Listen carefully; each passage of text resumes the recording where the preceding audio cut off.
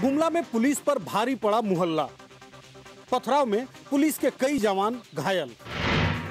गुमला के बाजार टांड में पुलिस को लेने के देने पड़ गए थे कुछ लोगों को पकड़ने के लिए, लेकिन मोहल्ले वालों ने ईंट पत्थर से हमला बोल दिया।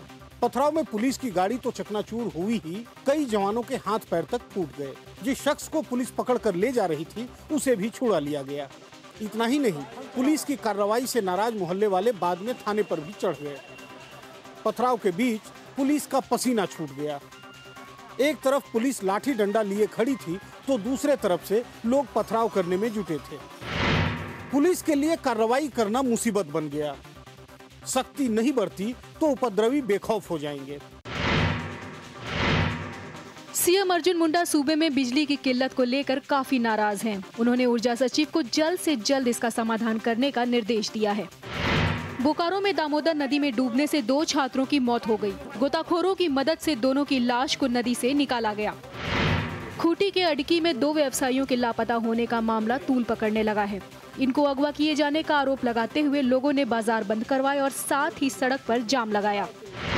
रांची के सदर अस्पताल में बीपीएल परिवार के लिए अलग से सेंटर खोला जाएगा। इस सेंटर पर जेनरिक दवाइयां सस्ती दर पर मिलेंगी। कांग्रेस की पोल खोल यात्रा सहरसा पहुंची। कला भवन में आयोजित एक सभा में पार्टी के नेताओं ने बिहार सरकार पर निशाना साधा और सरकार को हर मोर्चे पर विफल बताया। सिवान में आयोजित समारोह में रणवीर सेना के संस्थापक ब्रह्मेश्वर मुखिया को श्रद्धांजलि दी गई। इस कार्यक्रम में कई नेता भी शामिल हुए। पटना के दीदारगंज में हाईवे पर दिन दहाड़े लूट से सनसनी फैल गई। लुटेरे हथियार के बल पर व्यापारी जमींदार कुमार से 70,000 रुपए लूट कर फरार हो गए। लखीसराय में पुलिस ने लूटपाट के दौरान 6 लुटेरों को गिरफ्तार किया। इनके पास से लूट की जीप बरामद हुई है। पुलिस का दावा है कि इनकी गिरफ्तारी से लूट के कई मामलों का खुलासा होगा। गया में इनामी नक्सली संजय साव ने पुलिस के सामने सरेंडर कर दिया। उस पर कई वारदात में शामिल रहने का आरोप है और पुलिस को लंबे वक्त से उसकी तलाश थी। गया में नक्सलियों ने फिर दी पुलिस को चुनौती। दिन दहाड़े जन अदालत लगाकर 2 भाइयों को सिखाया सबक। बिहार झारखंड की सीमा पर बाराचट्टी के जंगल में नक्सलियों के ये जन अदालत दिन के उजाले में लगी। जयगीर गांव के गुल्ली भोक्ता और उसके भाई जगेश्वर भोक्ता को बांधकर जन अदालत में लाया गया। और करेगा? नहीं करेंगे हम, ऐसा नहीं करेंगे। करेगा? कभी नहीं करेंगे। नक्सलियों ने दोनों भाइयों से लाठी के जोर पर हिसाब मांगना शुरू किया। दोनों भाई गिड़गिड़ाते रहे। घर की महिलाएं भी बख्श देने की गुहार लगाती रहीं। दरअसल इन दोनों भाइयों पर नक्सलियों ने पुलिस की मुखबिरी करने का आरोप लगाया था। जन अदालत में चेतावनी देने के बाद ही दोनों को छोड़ा गया। दिन दहाड़े नक्सली जन अदालत लगाते हैं, लेकिन पुलिस को इसकी भनक तक नहीं लगी। ऐसे में नक्सलियों से मुकाबला कैसे करेंगे? बेइंतहा मोहब्बत में बर्दाश्त नहीं हुई बेवफाई। सहरसा में माशूका ने जहर खाकर दी जान। सदर अस्पताल में प्रियंका ने तड़पते तड़पते दम तोड़ दिया। अभी उम्र ही कितनी थी, महज 18 साल में ही दुनिया ने ऐसा सिला दिया कि मौत को गले लगा लिया। बताया गया कि प्रियंका प्रवीण नाम के एक लड़के से प्यार करती थी। दोनों मधेपुरा के रहने वाले थे और प्रियंका सहरसा में रहकर पढ़ाई करती थी। 6 महीने पहले ही शादी की थी, लेकिन प्रवीण ने धोखा देकर किसी दूसरी लड़की से ब्याह कर लिया। इसे सुनते ही प्रियंका के सब सपने बिखर गए। कुछ नहीं सूझा तो उसने बाजार से लाकर जहर खा लिया। प्यार, शादी, धोखा और मौत की इस कहानी ने सबको सन्न कर दिया। पुलिस फिलहाल हर पहलू से जांच कर रही है। गोपालगंज में एक पूरे परिवार ने की खुदकुशी। पत्नी बेटी के साथ पति ने खाया जहर। तीनों को जब तक अस्पताल लाया गया तब तक वो दम तोड़ चुके थे। मोहम्मदपुर के बांस घाट मसूरिया के बाबूनंद ने अपनी पत्नी और 10 साल की बेटी के साथ खुदकुशी कर ली। बाबूनंद कोलकाता में एक जूट मिल में काम करता था और अभी भतीजी की शादी में गांव आया था। लेकिन इसी बीच पता नहीं क्या हुआ कि बाबूनंद ने परिवार के साथ कीटनाशक पीकर जान दे दी। मौके से ऐसा कुछ नहीं मिला जिससे पता चले कि आखिर खुदकुशी क्यों की गई। पुलिस ने फिलहाल लाश को पोस्टमार्टम के लिए भेज दिया। खुदकुशी की एक वजह आर्थिक तंगी भी बताई जा रही है, लेकिन सच क्या है ये तो जांच के बाद ही सामने आएगा। हाजीपुर में बिजली ने घर में मचाया कोहराम। भगदड़ में छत से गिर गया एक युवक। बूढ़ी आंखों का आसरा छिन गया। बुजुर्ग की चीखें कलेजा चीर देती हैं। हाजीपुर के बैकमेन कॉलोनी में कोहराम मच गया। एक घर में श्राद्ध कर्म के लिए लोग जुटे थे। हलवाई और उसके लोग छत पर सोए थे। तभी स्टैंड फैन में करंट फैलने से भगदड़ मच गई। अंधेरे में एक मजदूर को कुछ दिखा नहीं और वो छत से ही गिर गया। मौके पर ही मजदूर की मौत हो गई।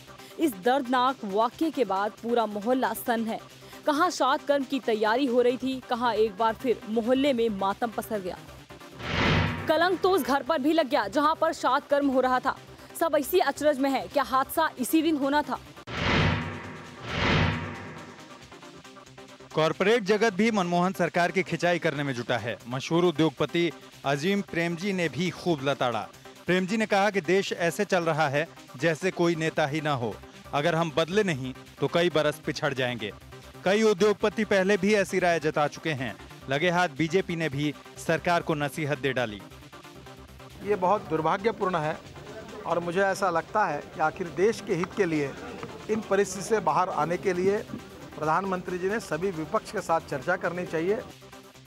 लेकिन अजीम प्रेम जी की बातों से कांग्रेस को मिर्ची लग गई। मणिशंकर अय्यर ने तो कॉरपोरेट को ही कटघरे में खड़ा कर दिया। तब तो इनका मुंह बंद था जब इन लोगों, ये जो अरबपति हैं, इनके कुछ लाख रुपए का घाटा हो गया है, एकदम चीखने लगे हैं कि हाय हाय कोई नेतृत्व नहीं है। लेकिन संकट के इन हालात को नजरअंदाज करना मुमकिन नहीं होगा। कॉरपोरेट की अपनी चिंता है तो सरकार को अपनी फिक्र है, जिसे 2 साल बाद जनता को जवाब देना है। अल्पसंख्यक आरक्षण पर सुप्रीम कोर्ट ने केंद्र की कोई दलील नहीं मानी और हाई कोर्ट का फैसला ही बरकरार रखा है। सरकार ने ओबीसी के 27% कोटा में 4.5% अल्पसंख्यकों को सब कोटा दिया था, लेकिन आंध्र प्रदेश हाई कोर्ट से इसको खारिज कर दिया था। सीडी कांड के चर्चित स्वयंभू स्वामी नित्यानंद ने फरारी के बाद आखिरकार कोर्ट में सरेंडर कर ही दिया। पिछले 2 दिन से पुलिस नित्यानंद के पीछे थी। सरेंडर के बाद उसे 1 दिन की रिमांड पर भेज दिया गया। उस पर अमेरिकी महिला ने यौन शोषण का नया आरोप लगाया है। उत्तराखंड के सीएम विजय बहुगुणा ने उपचुनाव के लिए पर्चा भर दिया। बहुगुणा सितारगंज विधानसभा से चुनाव लड़ने जा रहे हैं, जो बीजेपी के एक विधायक ने बड़े ड्रामे के बाद सीएम के लिए खाली की थी। हरीश रावत के साथ बहुगुणा ने प्रचार की शुरुआत कर दी। देश भर में आग ने मचाया कोहराम। अमृतसर में पेपर मिल तो वाराणसी में बिजली स्टेशन जलकर हुआ खाक। अमृतसर के पेपर मिल में छोटी सी चिंगारी भड़की और आग ने विकराल रूप ले लिया। ऊंची ऊंची लपटें उठने लगीं और सारा आकाश धुएं से भर गया। इस पर काबू पाने के लिए 20 से ज्यादा फायर ब्रिगेड की गाड़ियां लगाई गईं और साथ ही सेना से भी मदद ली गई। उधर वाराणसी के बीएचयू का बिजली स्टेशन अचानक धू-धू कर जलने लगा। ट्रांसफार्मर में आग लगने से रह रहकर विस्फोट भी हो रहे थे। इसके चलते यूनिवर्सिटी में कई घंटे बिजली गुल रही। वहीं फैजाबाद में आग से 20 से ज्यादा झुग्गियां जल गईं। आग से करोड़ों की संपत्ति जलकर खाक हो गई, लेकिन गनीमत की बात यह रही कि इसमें कोई हताहत नहीं हुआ।